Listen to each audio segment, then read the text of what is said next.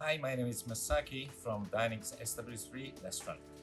Today I'm going to be cooking simple udon noodle, which is a Japanese comfort food.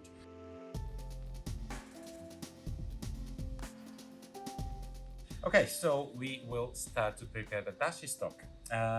First thing first, what you need to do is that submerge the kombu seaweed into a water. But preferably, please do use the soft water, which soft mineral water, or filtered water. Now the stock nearly reached to the boiling point, and as you can see, on the surface there's a little white foams, which is the needs to be removed gently. And as you can see, now it starts to reach to a boiling point. So when it's come to this part, stop the heat and take the kelp out. Then this bonito flakes to be added in one go. And all you need to do, just help them to submerge into the hot water, but gently. If you move aggressively at this point, the stock won't be showing the clear kind of the visual, which means the flavor can be damaged as well. So gently help them to be submerged, and you just need to leave for 3 minutes. Now the stock has been sitting for 3 minutes. All the flavor from the bonito flakes has been infused. So we're gonna pass through. Using this coriander plus kitchen paper in between. Then the key is to not to do it aggressively. If you do it aggressively, you will extract the unnecessary flavor such as acidity or whatever the thing. So you need to be extremely gentle. And try not to squeeze the juice out from bonito flakes.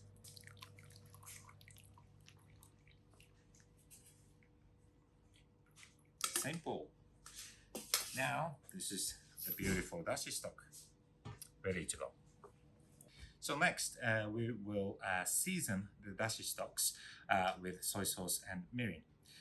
Here's a 480 grams of dashi stocks, and then you will need 45 grams of soy sauce unoxidized, and then the 50 grams or 55 grams of mirin, sweet sake. Simply what you need to do is you just need to mix those ingredients together. You just need to now simply bring it to boil and be ready. Adding the little amount of vinegar onto the boiling water is going to help improve the texture and looking and also the feel in your mouth. Here is 200 grams of noodle, then at least 2 liters of water to be boiled, and then we add up 1 tablespoon-ish of vinegar. That is the recommended quantity. And the other key to remember is to loosen the udon noodle on its own. Although it's a soft texture as it is, however, sometimes it's stuck together, and then by losing them like this, individual noodle will be separated and then cooked evenly. So now I'm gonna put the noodles inside of the boiling water. As you can see, minute I put the temperature, water temperature is going to drop a little bit, and that because of that, noodle can come up in the the non-ideal way, let's say. So from this point of view as well, larger quantity of the water is recommended. Now, at the beginning of the process, you just need to give them a little bit of a shake to avoid each noodle to stack at the bottom or like together.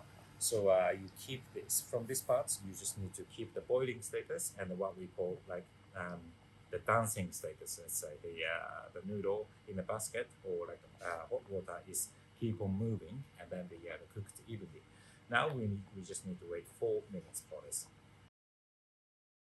So now it's been almost 4 minutes, so let's finish off the dish.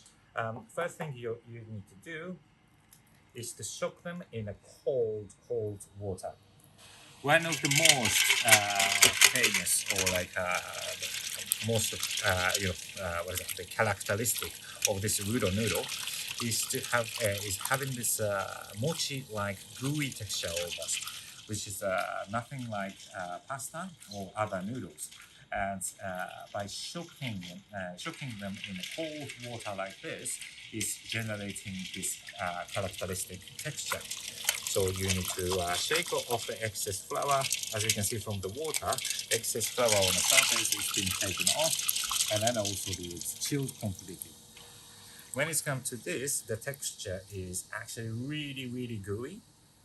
So you need to warm it up again to finish off the dish by simply put it back in hot water. Just wait for 10 seconds. That's all you need to do. Once the noodle warmed up, the extreme gooey texture is now kind of softened, relaxed. So you just need to drain the water and put it in your bowl.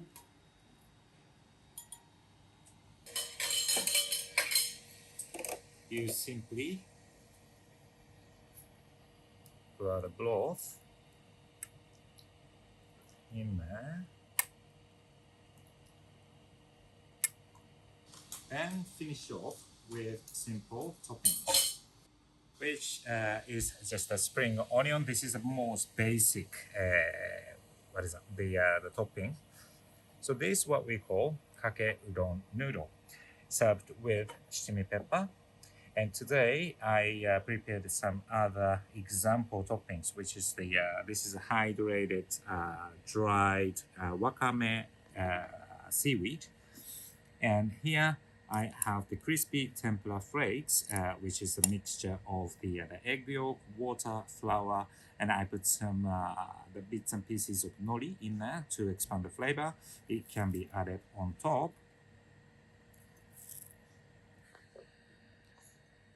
There you have it. This is my kake udon noodle. Okay, finally, most important thing, Japanese noodle needs to be slurped. Okay, I know this is a big no for the European people, but you are having a Japanese food. So let's follow the Japanese example. I will show you the perfect example of susuru. That's slurp, basically. What do? Lift up the noodle when it's hot and